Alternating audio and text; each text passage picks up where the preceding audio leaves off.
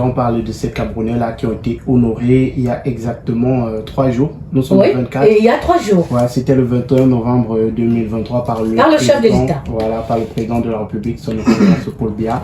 C'est un décret qui a été signé par ce dernier où il honorait certains Camerounais. On va parler de Cabrel. Voilà. Oui, de regretter mémoire. Ouais, on va parler de Cabrel Mondip, on va parler de Joël Embiid, on va parler de Monsieur Cléda. Cléda, voilà, Samuel Cléda, Monseigneur. De Olivette Otélé. Voilà. Commençons pourquoi pas par Olivette Otélé. Qui n'est pas très connue du grand public. Pas très connue. Voilà, mais il faut le dire, Olivette Otélé est la première femme noire qui a été professeure d'histoire du côté des Royaumes-Unis. Parce que du côté des Royaumes-Unis, c'était presque un mythe de voir une femme noire qui allait enseigner l'histoire de ce côté-là. Elle est originaire du Cameroun, même si aujourd'hui, elle a une autre nationalité professionnelle. Il faut également noter qu'elle a fait ses études à la Sorbonne. Elle a étudié l'histoire coloniale et postcoloniale de l'Europe. Elle fait partie de ces historiens-là qui font le rapprochement entre l'histoire de l'Europe, en particulier des Royaumes-Unis. Alors, qu'est-ce qu'elle aurait apporté quand même de bien au Cameroun? Je crois qu'on puisse lui donner ou alors lui décerner ce type de distinction. Voilà, je crois qu'aujourd'hui, elle fait un travail énorme, que ce soit pour le Cameroun, pour toute l'Afrique et pour le peuple noir, parce qu'elle parle de la colonisation, elle parle de l'impact qu'a eu la colonisation sur le peuple africain et surtout sur l'Europe du 21e siècle qu'on a aujourd'hui. Elle fait partie, elle est membre du Conseil des historiens contre l'esclavage. On se souvient de l'esclavage, ce fléau qui mine jusqu'aujourd'hui. Mais on sait que jusqu'à présent, il y a ce fléau qui mine. Alors, quel est son apport justement pour stopper ce fléau? Voilà, elle fait partie de ce conseil-là et elle rédige et elle publie des articles qui parlent de l'esclavage, qui parlent du Est-ce que publier et rédiger magique suffit quand même pour sortir nos sœurs qui se trouvent, par exemple, je dis un truc comme ça, au Liban et partout en Amérique, ou alors dans certains pays d'Europe? Je crois qu'il faut déjà mener des études parce qu'aujourd'hui, que ce soit l'esclavage, que ce soit l'acceptation, on a beaucoup de sœurs aujourd'hui qui n'acceptent pas qu'elles sont noires. Il y a des gens qui veulent devenir blancs, il y a des gens qui veulent changer de nationalité. Je crois que tout cela, toute cette acceptation-là passe par l'histoire. Et elle fait partie de ces personnes-là qui vont apprendre aux gens leur histoire, d'où ils viennent. Aujourd'hui, on parle de la France. La France, on a très souvent l'habitude de le dire, la France vit grâce à l'Afrique, grâce aux ressources de l'Afrique. Pour que l'Africain soit fier de lui, il faut qu'il sache en fait que la France vit aujourd'hui grâce à ces ressources-là et que beaucoup de pays d'Europe se sont construits grâce à nos aïeux, grâce à nos ancêtres, ceux qui ont donné leur vie pour les rails, pour construire de grands immeubles de ce côté-là. Et je crois que ça passe par les historiens, ceux qui vont raconter l'histoire et la vraie.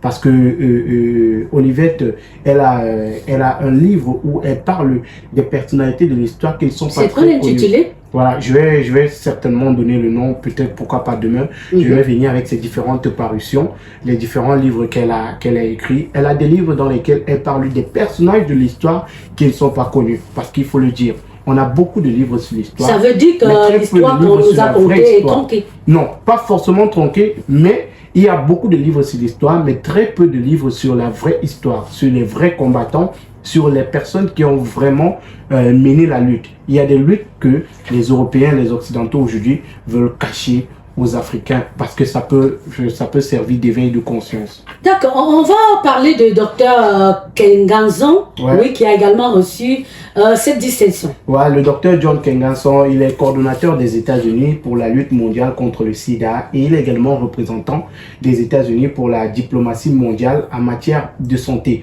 Il faut rappeler qu'il est né au Cameroun, dans la ville de Douala. Il a fait ses études, il a eu son premier diplôme universitaire du côté du Cameroun. Il est virologue, donc il a travaillé à l'OMS comme chef du service virologie. Il a travaillé sur le coronavirus en Afrique pendant cette période-là où le coronavirus faisait rage avec l'Organisation mondiale de la santé. Ils ont travaillé sur, je vais appeler ça comment, sur la contre-attaque des Africains face au coronavirus. Voilà, il faut également rappeler qu'il est médaillé d'excellence William Watson à la Fondation CDC. C'est du côté des États-Unis et il est ordre national de la République de Côte d'Ivoire. Il a reçu cette distinction du côté de la Côte d'Ivoire où il a également travaillé. Alors, on fait un feedback quand même, on revient avec Monseigneur Cléda qui a reçu une distinction. Oui, Monseigneur Samuel Keda qui lui également a énormément bossé à la période Covid avec, je crois que c'est Monseigneur Keda qui a quand même sorti un médicament contre le Covid. Contre le Covid, même si ça a été énormément. Il en a quand même contribué, même si ça a été quand même combattu. Il faut dire qu'il est prêtre depuis 1986. Il a été évêque à Batouri de 2001 à 2007. Il est archevêque de la ville de Douala depuis 2009. Il est président de la conférence épiscopale des évêques du Cameroun. Il a été nommé à ce titre-là par le pape François en personne. Et je parlais tout à l'heure de son apport pendant la période de coronavirus, où il a également énormément impacté, et sur le plan religieux, sur le plan chrétien, il impacte énormément la société à travers bien sûr la religion qui c'est le catholicisme.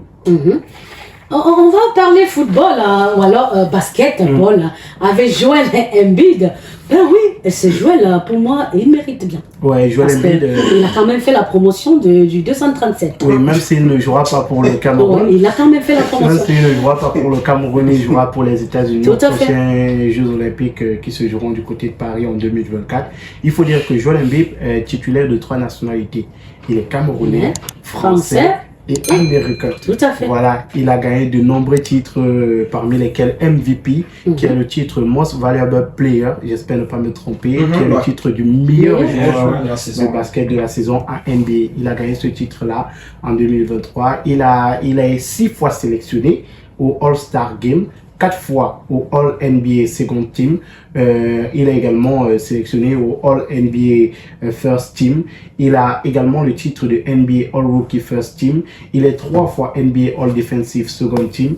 Il est premier MVP camerounais de toute l'histoire du basket. Il est le premier MVP du Cameroun et il est le second de l'Afrique. Dans l'Afrique, dans toute son histoire, n'a connu que 2 MVP, donc 2 basketteurs qui ont été meilleur joueur de NBA et il est le second. Il a été le premier, c'était qui? Hakim Olajuwon, voilà, si je me trompe pas. Le Nigérian. Le Nigérian d'origine, voilà. Parce que même là, signé la nationalité américaine. Voilà, il faut dire que Joel Embiid a été 2 fois deuxième au titre de MVP et il est également meilleur marqueur. Il a également été meilleur marqueur sur 2 saisons.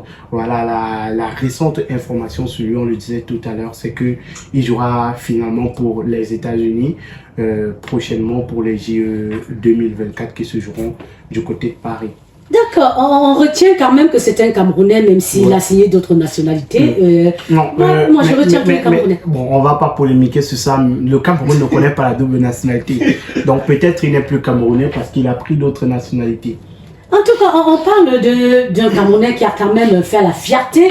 Il y a quelques jours du 237, l'homme le plus fort, c'est Francis Ngannou. Oui, Francis Xavier Ngannou, qui est un combattant camerounais. On parlait tout à l'heure il y a quelques jours seulement, on parlait de son histoire. C'est ce jeune-là qui a pris la route de l'aventure, qui s'est retrouvé en France, qui s'est lancé tout d'abord dans la boxe. Après plusieurs combats de boxe amateur, qui a décidé, sous conseil de ses coachs, de se lancer dans le MMA. MMA, il a été propulsé en UFC où il a été champion de l'UFC, il a été premier combattant, meilleur combattant de cette organisation-là. Après quelques années passées avec l'organisation, il a décidé de partir en PFL et tout récemment, son premier combat avec son organisation, c'était un combat de boxe contre Tyson Fury, c'était du côté de l'Arabie Saoudite, où il a, d'après certains, gagné son combat contre le champion du monde incontesté des poids lourds WBC qui était Tyson Fury.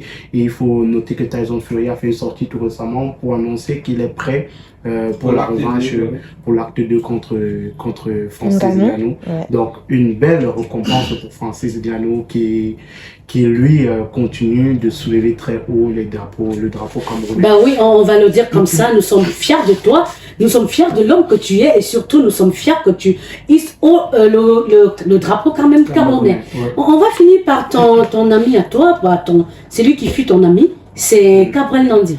Ouais, Cabrel Rovi Nandip, humoriste, comédien, chanteur, artiste camerounais. Alors pourquoi ce n'est que maintenant qu'on reconnaît sa valeur? Peut-être pas maintenant qu'on reconnaît sa valeur, mais il faut le dire, parfois ça prend du temps pour que le gouvernement mette certaines choses en place. Parfois ça prend du temps pour qu'on reconnaisse la véritable valeur d'un individu. Non, quand il est revenu quand même du Qatar, on sait qu'il a quand même vendu la marque, il a vendu le label camerounais. On aurait quand même pu lui donner une distinction. Sauf que le gouvernement aurait pu lui donner la distinction peut-être 10 ans, 15 ans plus tard. On va prendre l'exemple, par exemple, de Samuel Kleda, qui impacte dans la vie des Camerounais depuis de nombreuses années. Il est prêtre depuis 1986, c'est aujourd'hui qu'il a eu sa distinction. On parlait tout à l'heure d'Olivette, on parlait de John. On va donc dire que mieux vaut tard que jamais. Oui, mieux vaut tard que jamais. Moi, je pense que c'est une distinction qui serait venue peut-être 10 ans plus tard, qui serait venue 15 ans plus tard. Et que ça garderait quand même la même valeur. Oui, on a des artistes qui ont dû travailler longtemps pour avoir cette distinction-là. Je pense que il n'est pas tard. Cabrain Nandip, de son vivant, n'aurait certainement pas eu cette distinction en 2023. Et je pense qu'aujourd'hui, c'est une belle distinction qu'il reçoit parce qu'on connaît tout ce qu'il a fait pour la culture camerounaise, au-delà des buzz, au-delà des bad buzz même, au-delà de la personne qu'il était sur les réseaux sociaux, c'est quelqu'un qui a su... Au-delà de sa qualité sociale, voilà. Parce que rappelons qu'il était très sociable. Très social, en dehors des réseaux sociaux, même si sur les réseaux sociaux, on avait l'impression que c'était... On avait une perception de lui. On avait une certaine perception de lui. Il faut dire que Cabrain Nandip, c'est également un jeune qui peut être cité au rang des exemples pour la jeunesse camerounaise, parce que ce sont des personnes, au même titre que Francis Nianou, qui sont partis de rien et qui ont bâti une énorme carrière, qui ont touché le sommet dans leurs différents arts. Cabrain Nandip, il commence en tant que breakdancer. Après, il se retrouve dans la ville de Douala où il est vigile dans les boîtes de nuit. On lui refuse les micros. Après, il a la chance une première fois avec DG Kana du côté de Bougia, Angers Raphaël, sans publicité bien sûr, où il prend le micro pour la première fois. Il commence à faire des atalakou et c'est comme ça que sa carrière se lance. Cabrain Nandip également, c'est l'université de Douala pour tous ceux qui ont fréquenté de ce côté-là. Ce sont de belles années à l'université de Douala au Mont des Oliviers. C'était l'un des plus grands animateurs de cette zone-là, avec d'autres rappeurs comme Franco. Ils ont fait de très belles choses et on se souvient encore de son voyage au Qatar où il a énormément bossé pour la vente du label Cameroun. Je pense que toutes ces personnes qu'on a citées aujourd'hui méritent la lumière. Encore plus pour Olivette et John, qui sont des personnes qui sont dans les domaines qui sont dans les domaines qui ne sont pas très vulgarisés au Cameroun. Je pense qu'on devrait beaucoup plus parler de ces personnes, peut-être pour dire à nos jeunes frères, à nos jeunes sœurs que les seuls métiers qui existent, ce n'est pas influenceur, ce n'est pas vendeur de piment. Tout à fait. Merci à toi, Magique. Oui, tu sors quand même par une belle, ça dit que par une belle phrase qui pourrait quand même sensibiliser et pourquoi pas permettre à ces personnes qui veulent absolument être influenceurs de se dire que non, on ne passe pas, le succès ne passe pas forcément par cela. Olivette au télé, ce sont des noms à retenir. John Kengasson, ce sont des noms à retenir. Ce sont des Camerounais qui sont également partis du Cameroun, qui ont bâti une grosse carrière dans leur domaine.